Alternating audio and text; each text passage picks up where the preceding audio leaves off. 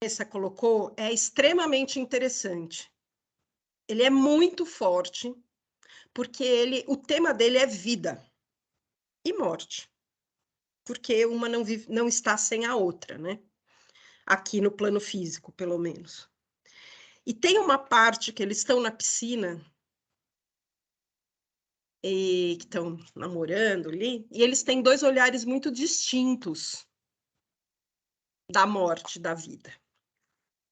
E ela fala uma coisa linda, e que eu vou dar spoiler, tá? Porque é mais ou menos assim, quando vocês assistirem o filme, talvez nem seja exatamente isso que ela falou, mas... E que ela está falando que é tão lindo, né? Que ela falou assim, quando a gente está na barriga, a gente tem medo de nascer. E a gente não tem ideia que a gente está só a uma pele de uma nova realidade, de uma nova existência. E ela falou, e para mim, a morte talvez seja só uma pele para outra existência, né? E daí continua o filme, né? Enfim, vou ler a sutra, que eu acho incrível. A matéria é antes sombra do espírito, produto da mente. Assim como o casulo é produto do bicho da seda, não é no casulo pré-existente que se aloja o bicho da seda. O bicho da seda é que, expelindo o fio, constrói o casulo e nele se aloja. Também o homem, cuja natureza real é vida e espírito, tece o casulo de carne com os fios da mente, e nele instala a si próprio e seu espírito. Somente então o verbo se faz carne. Sabei claramente que o casulo não é o bicho da seda. Portanto, que a carne não é o homem e não passa de casulo do homem. Em chegando a hora, assim como o bicho da seda rompe o casulo e alça voo como inseto adulto, o homem também rompe o casulo de carne e ascende ao mundo espiritual. Não façais em absoluto da morte do corpo a morte do homem, porque o homem é vida, jamais conhece a morte. Segundo a mente, segundo a oportunidade, segundo a necessidade, manifesta no corpo e no ambiente variadas situações. Porém, a vida em si não adoece. A vida em si não morre. Segundo a mudança da mente, livremente podeis modificar vossa saúde e vosso ambiente. Porém, chegará por fim a hora em que a vida não mais necessitará do casulo de carne. Neste momento, a vida romperá o casulo de carne e ascenderá a um mundo de muito maior liberdade. Não façais disso a morte do homem, porque a essência do homem é vida. Jamais lhe ocorre a morte. Palavras do anjo.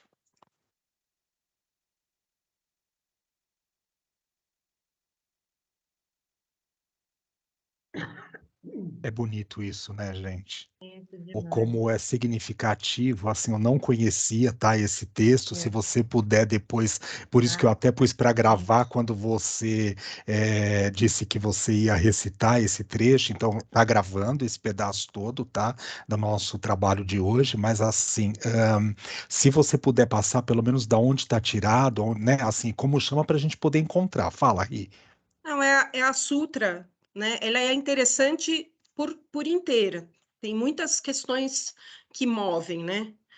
Mas como eu sinto que, e como muito foi bem posto, né, no vídeo que você colocou para a gente, né? Esse momento da vida, né, de uma delicadeza, né, e de um desconhecido, e que a coisa, eu vou citar um negócio que o Crema falou que para mim, vocês devem saber, mas para mim, eu falei, gente, é genial. É bem só assim, né, que você tem, agora eu não vou achar, eu acho. Mas é assim, ele fala que você tem, o Vitor acho que vai saber, eu não sei onde eu anotei. E depois eu fui assistir um congresso, um simpósio, aí me enrolei. Bom, ele fala lá que a gente tem 3 jeitos, que eu não lembro lá o que que é. Daí, Uhum, Vitor, me ajuda. uhum. Que é de consciente para consciente, que é a normose. Daí a gente tem uma coisa de Do consciente. conhecido para o conhecido. Isso, o conhecido para o São três conhecido. movimentos de ação. Isso quer falar, Vi? Tá, que é do conhecido para o É. conhecido. Então, assim, quando eu saio de um estado conhecido para outro estado de conhecido, eu permito que a normose se manifeste.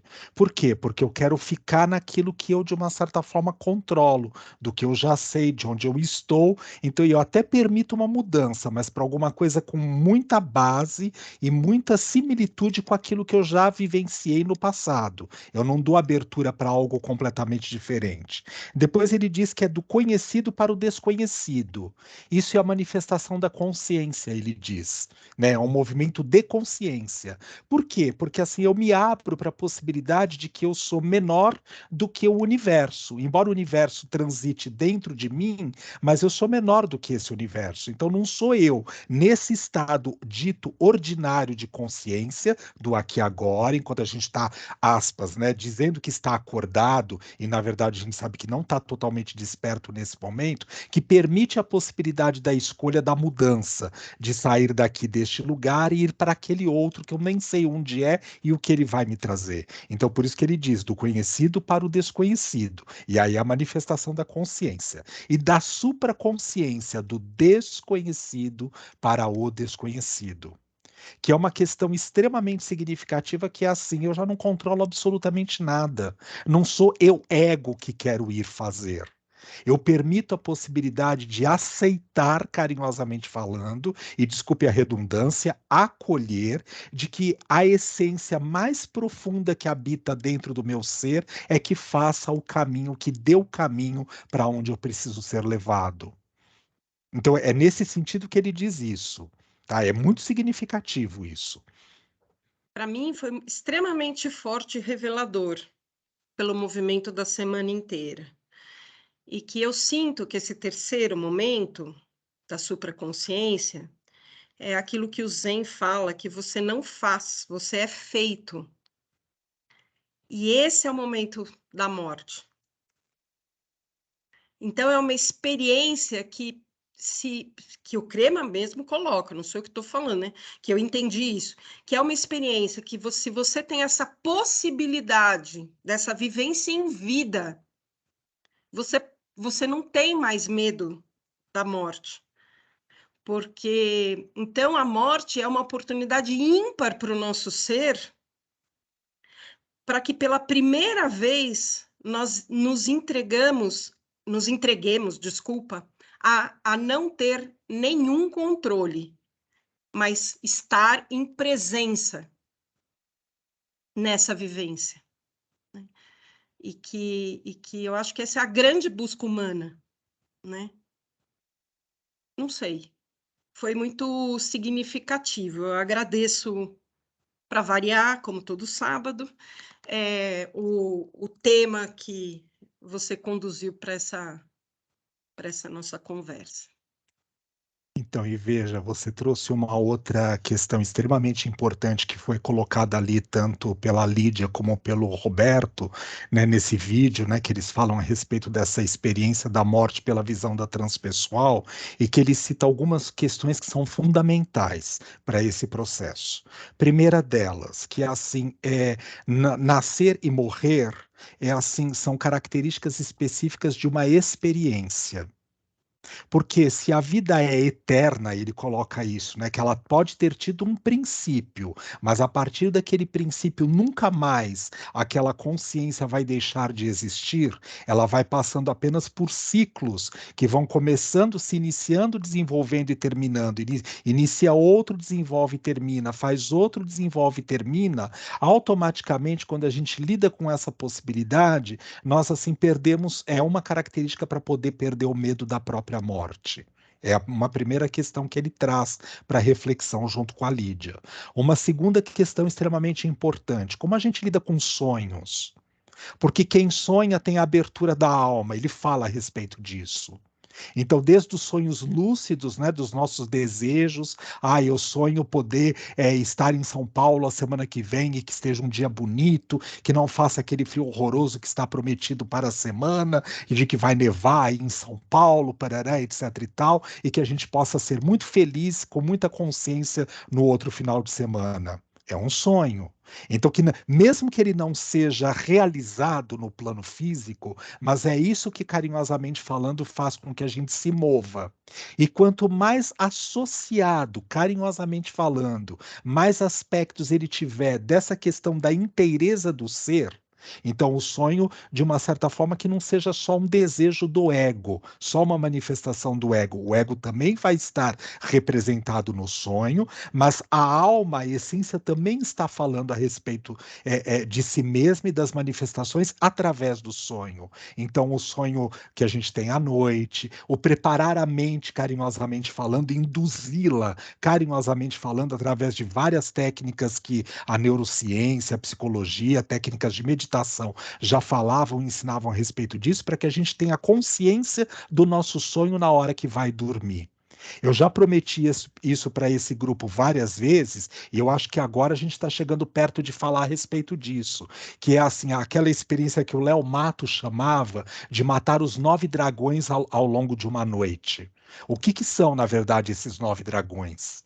Porque tem tudo a ver com a questão da resistência inicial do nosso estado mais ordinário de consciência para fazer o aprofundamento mais significativo com a verdadeira essência e permitir que ela se manifeste.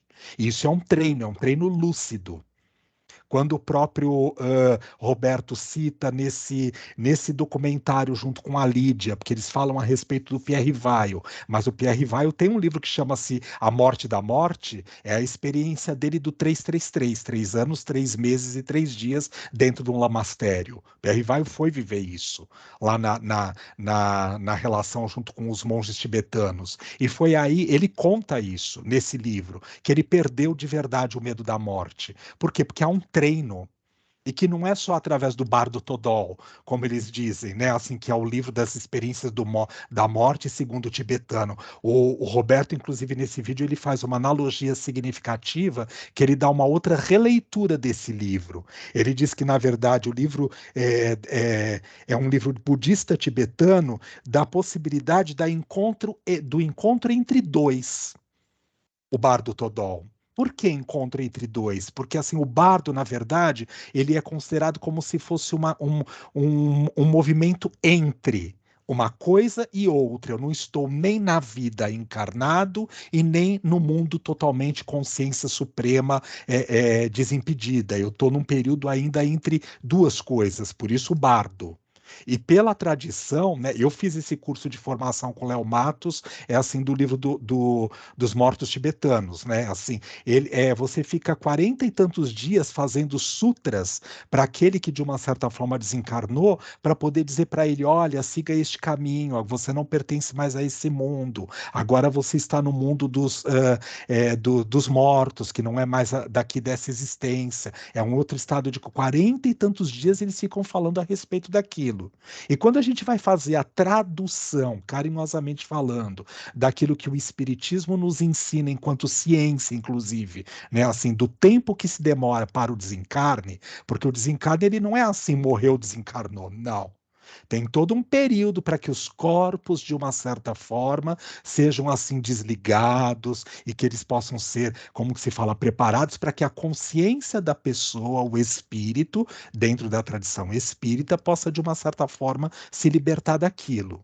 E o Roberto ainda cita carinhosamente falando que o grande problema, por conta dos apegos e dessa dificuldade do entendimento do fim do ciclo, não é o fim da vida, porque a vida não tem fim. Mas o fim deste ciclo é eu acreditar que, de uma certa forma, porque eu era tão materialista e eu não podia, de uma certa forma, nem prever a possibilidade de pensar na chance de uma existência fora disso, que, como eu não consigo voltar para o corpo que eu tinha, porque não é mais possível, então eu procuro voltar através de outros corpos.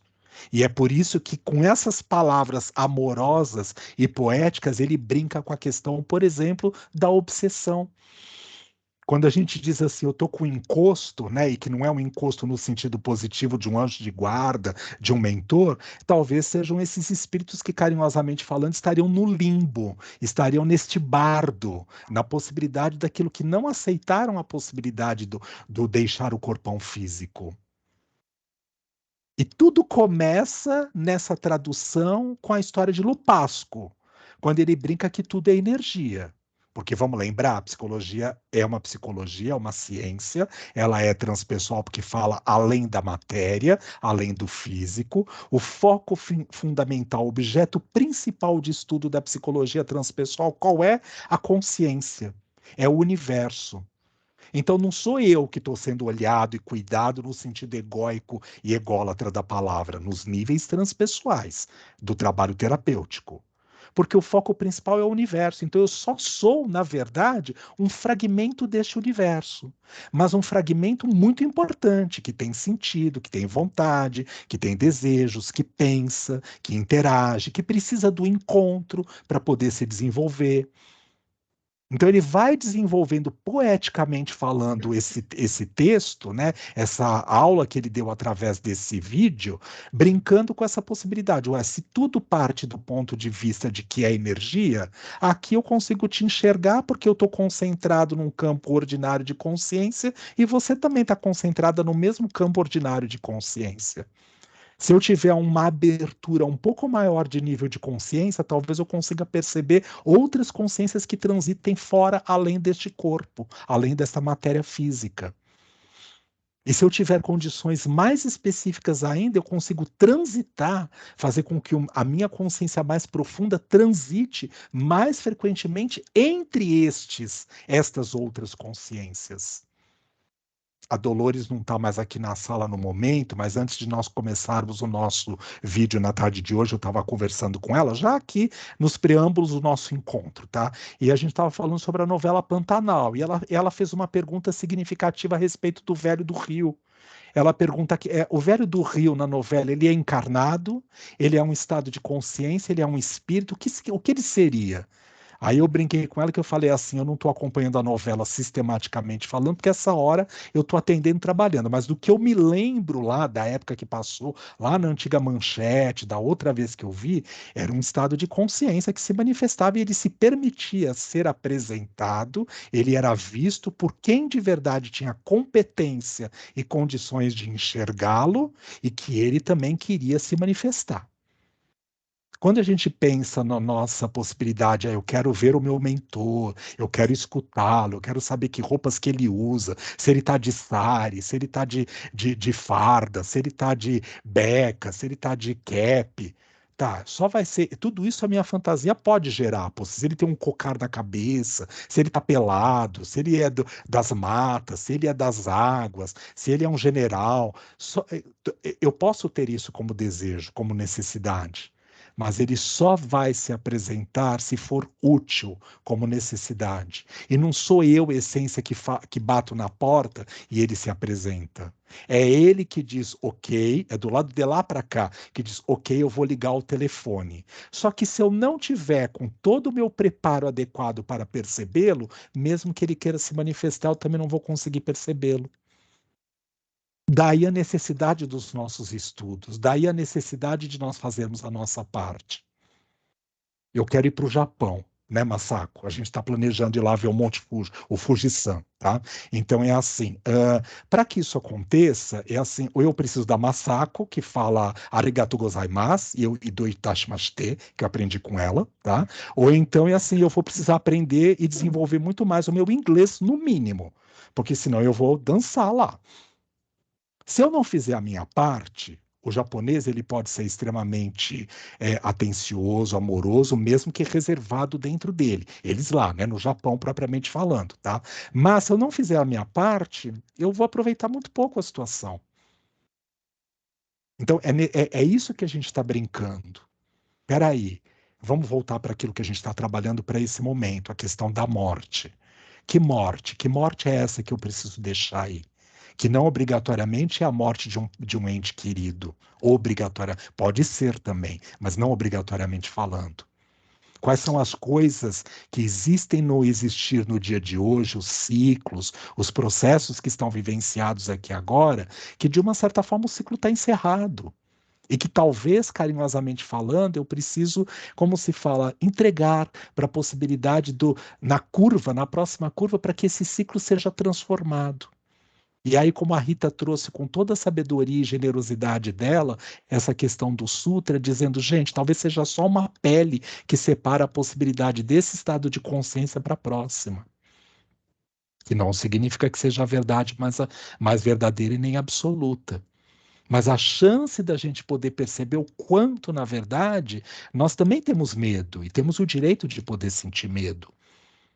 O medo, como você relembrou carinhosamente falando lá do vídeo do Roberto, né, nessa questão aí dos 3 movimentos que a mente pode fazer, de um campo conhecido para um campo conhecido, de um campo conhecido para um campo desconhecido e de um campo desconhecido para um campo desconhecido.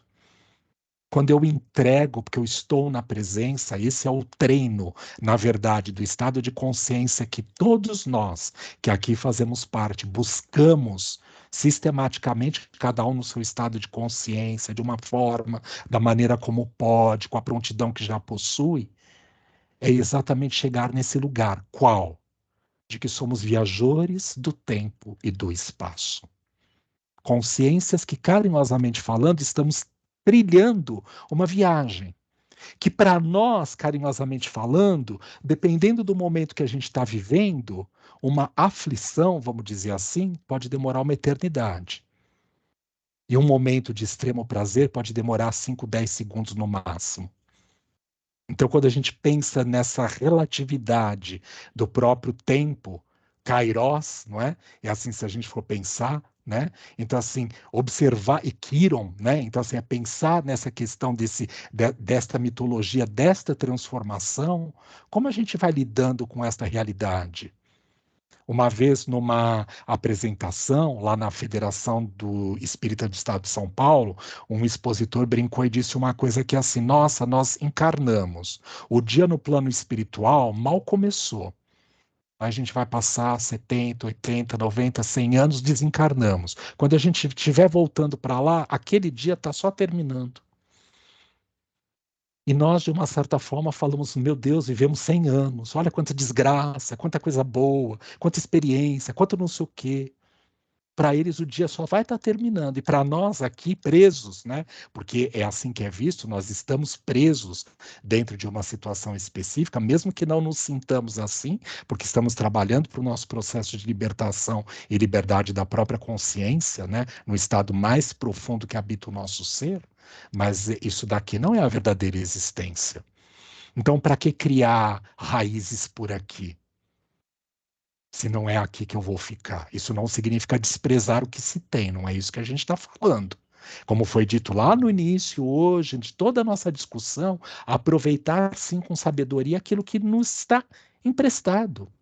Porque nós não vai levar, nem esse anel vai junto comigo, nem o óculos. Gente, só tem um detalhe. Eu já falei, tá? Ó, aqui tem 1, 2, 3, 4, 5, 6 pessoas além de mim, além das 9 consciências que cada um carrega. É assim, se eu desencarnar antes de vocês, coloca no meu pescoço essas 2 coisas, tá? Que são a chave do paraíso. Se eu não for com esse cordãozinho do Dalai Lama e com esse cordãozinho aqui do Francisco de Assis, eu não vou ter entrada, gente. Então, vocês, por favor, vocês põem, tá? Se tiver fora do pescoço, vocês mandam pôr, tudo bem? Para eu poder ter a moeda lá debaixo da língua para pagar o barqueiro. Senão, não vai rolar, tá? Então, quando a gente brinca com isso, é respeitar, parece uma alusão, mas é respeitar as tradições das quais nós ainda estamos ligados. Sem crítica, sem apontar o dedo. A gente não sabe o porquê daquela pessoa precisa daquilo naquele momento. Outro dia eu ouvi uma bobagem, e não o que a pessoa falou era uma bobagem, mas é porque a bobagem seria porque no nível de consciência que estava sendo colocado aquilo, não estava se levando em consideração o que a pessoa que estava pedindo é o nível de consciência que habitava nela. Então ela dizia, por favor, você pode me pagar esse incenso para eu poder acender aqui, porque senão tal coisa não vai acontecer? Gente, para aquela pessoa esse é o caminho que ela necessita naquele momento. Não dá para eu dizer, bem, deixa eu te contar um segredo aqui, ó, que assim ninguém te falou antes, tá? Pelo seu pensamento você resolve tudo. Ela não está na prontidão para poder vivenciar isso. Vai chegar lá, mas ela não está nessa prontidão ainda. Então, eu fazer uso dos barbantes, eu precisar das pedras, eu querer colocar de uma certa forma o meu incenso, isso não é nem bom e nem ruim. É só uma manifestação do estado de consciência que eu vibro mais frequentemente no meu dia. Isso significa que todo mundo precisa fazer isso, porque senão não vai encontrar libertação? Não, não. Daí a gente volta para aquela crítica inicial que eu estava questionando com vocês hoje. Cuidado com os detentores do poder. Nem eu mesmo, dizendo tudo isso que eu estou dizendo aqui agora, sou o detentor do poder. Eu posso ter muitas falhas e erros naquilo que eu estou cometendo, por mais que eu tenha estudado, pesquisado, para abrir a boca para poder dizer isso agora. Mas isso só é permitido com o estado de consciência que eu me encontro aqui agora, que não é o da pureza absoluta. Então, enquanto ouvinte disso que eu estou escutando, eu traduzo isso para a minha essência, para o meu existir aqui agora, e eu vejo como eu sou capaz de poder colocar isso na minha prática nesse momento. E se não fizer sentido, joga fora. Sem nenhum, né, é como se fala, rancor, sem nenhuma mágoa, porque isso não é desrespeito. É uma possibilidade que aquilo não toca a necessidade da minha verdadeira essência. Porque se eu criar o apego e eu disser, tá bom, vou levar, só para poder querer ser gentil, de uma certa forma eu crio vínculos, aonde carinhosamente falando, porque foi mal interpretado esse termo, vínculos kármicos. Porque o outro, de uma certa forma, se segura nisso. Lembra que a gente brincou com exercícios lá atrás e nós vamos fazer isso de novo na Semana da Criança aqui, que eu já propus isso para vocês, que é a minha questão do inconsciente individual, o inconsciente familiar, o inconsciente coletivo.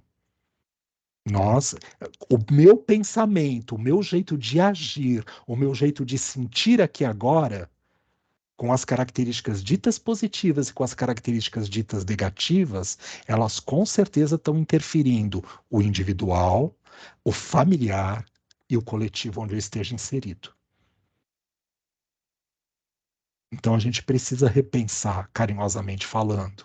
Às vezes eu tomo uma atitude única e exclusivamente só embasado em mim, mas quando a voz lá do fundo, da essência mais profunda, diz assim: presta atenção. Será que isso de verdade é bom mesmo? Não está questionando só se é bom mesmo só para mim. Eu posso estar prejudicando o outro. Eu posso estar passando por cima do outro, mesmo sem querer, conscientemente falando. E isso, de uma certa forma, vai atuar na condição de que, tudo bem, não existem vítimas na história, mas assim, a minha ação está gerando uma reação. E essa reação gera uma outra ação, que gera uma outra reação, que gera uma outra ação, e que gera uma outra reação, e a cadeia está formada. Não precisa nem do outro, é comigo mesmo. A novelinha que eu estou conseguindo assistir, porque passa de madrugada, Caminho das Índias, né? Lá no Vivo, eles dizem assim: cuidado com as palavras ao vento, porque uma vez ditas, a gente não sabe onde elas vão parar. E tem um significado que é pior ainda, porque assim, na maior parte das vezes, deturpadas. Sabe por quê? Eu corto um pedaço do vídeo que foi gravado e eu digo assim: olha o que ele falou. Mas eu descontextualizei do episódio, da situação, etc. e tal. Afinal, nós estamos num mundo de provas e expiações, e todos nós o tempo inteiro estamos sendo provados. Espiados, não sei se sempre, mas provados em todas as situações. Então, qualquer atitude que eu tenha, qualquer, o fato de mexer a cabeça assim, o fato de mexer a cabeça assim, o fato de dançar assim, qualquer atitude interfere aqui e interfere em cada um de vocês. E mais, interfere em quem estiver acessando esse vídeo a partir do momento que ele tiver publicado.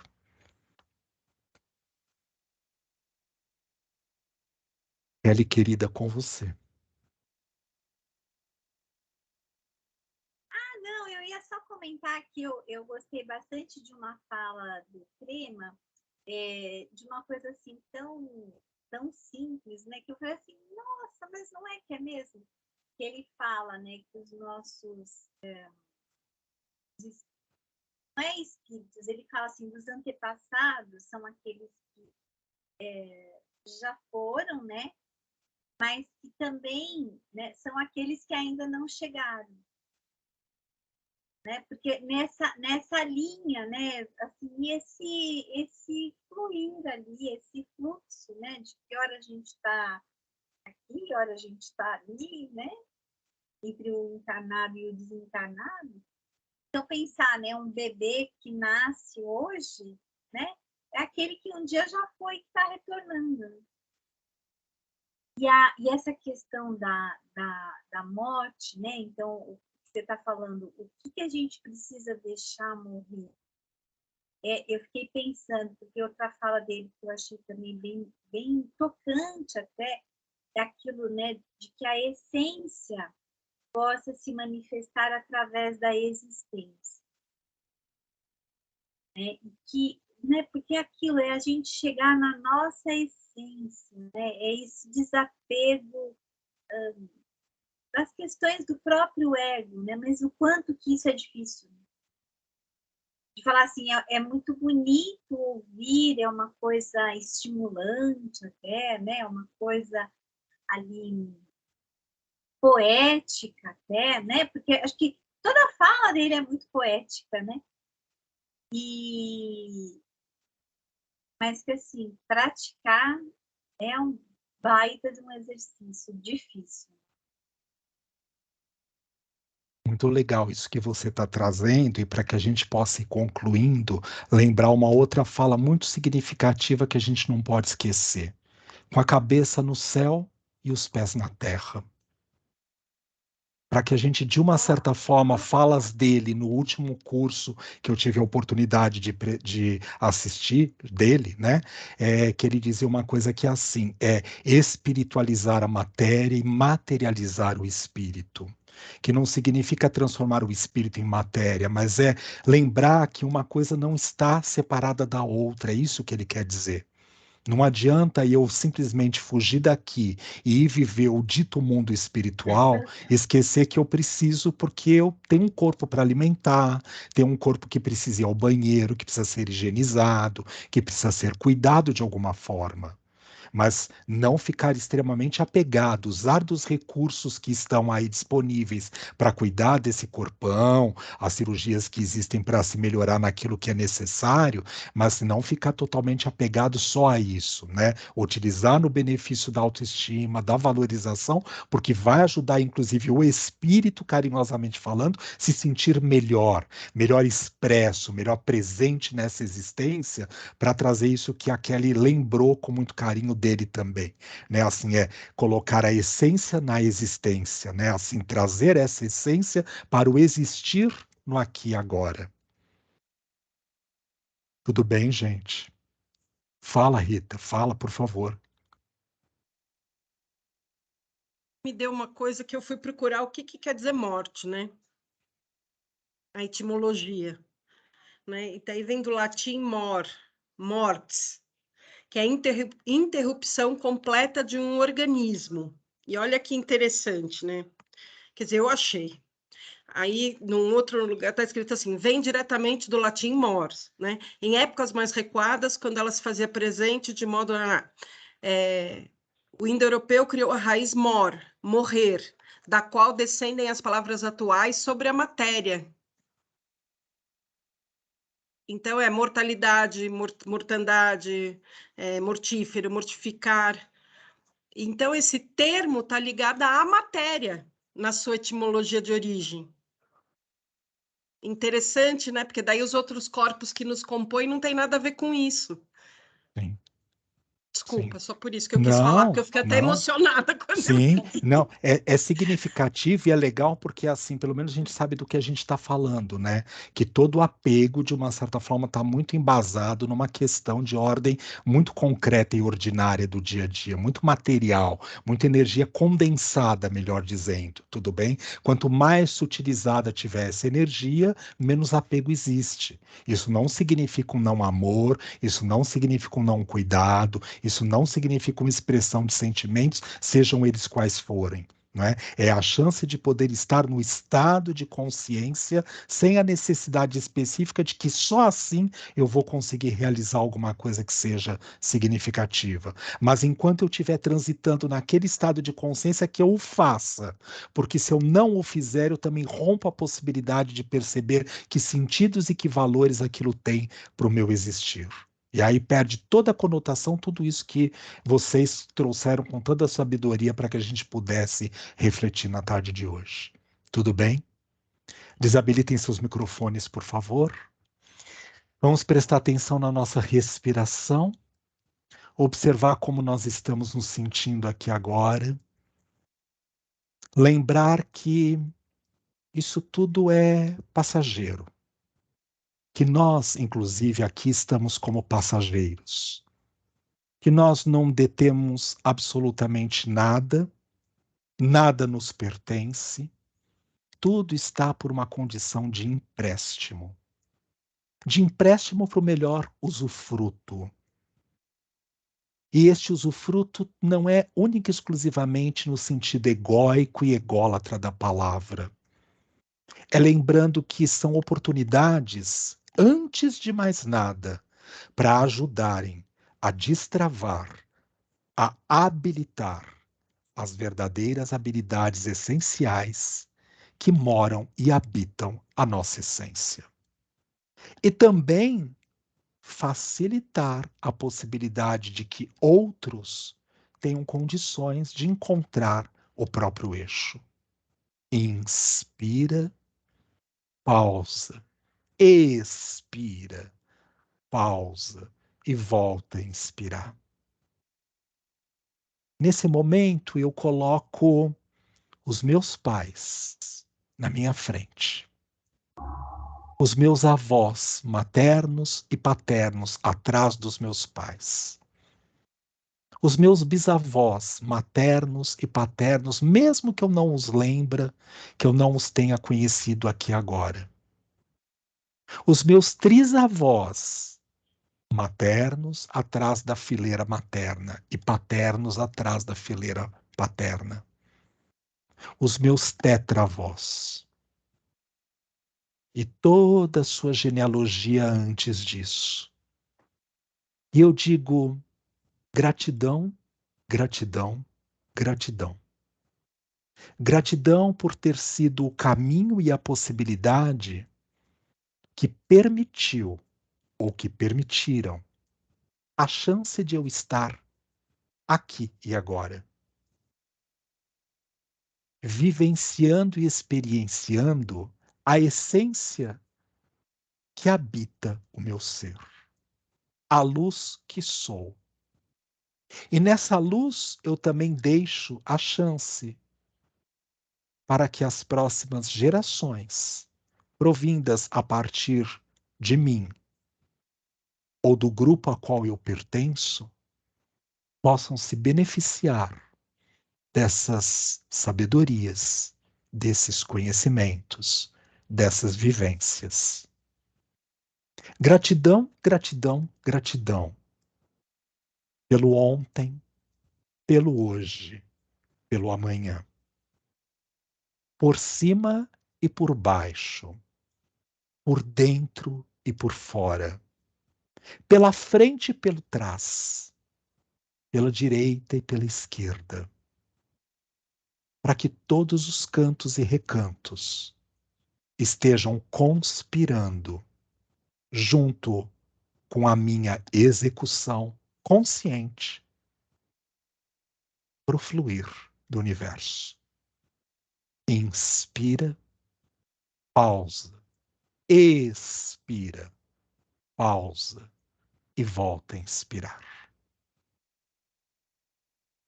Inspira e capte tudo aquilo que você necessita do universo nesse momento. Pausa, expira e contribua para o universo com o que há de melhor dentro do seu ser nesse momento, para que o universo se beneficie com partículas que transitaram pelo seu ser. Inspirando, pausa, expirando, pausa e voltando a inspirar. Observe como você está se sentindo nesse estado de consciência que eu sou aqui agora, no melhor que habita o seu ser. Observa como você se sente e a cada inspiração, energias renovadas são trazidas para o nosso ser. E a cada expiração, energias benfeitoras são compartilhadas no ambiente onde eu convivo, com as pessoas com quem eu tenho contato, encarnadas e desencarnadas, com todas as consciências e seres sencientes que detêm uma consciência, aqueles que estão em busca da consciência, para que a consciência suprema habite todos os cantos e recantos. Que assim seja. Inspirando, pausa, expirando, pausa e voltando a inspirar. Inspirando, pausa, expirando, pausa e voltando a inspirar. Devagar, no seu ritmo e no seu tempo, vai voltando, recolhendo todos os seus corpos sutis para dentro do seu corpo físico, no seu ritmo, no seu tempo. Observa como você está se sentindo aqui agora e devagar vai abrindo os olhos, vai voltando seu estado de consciência para esse momento do aqui e agora.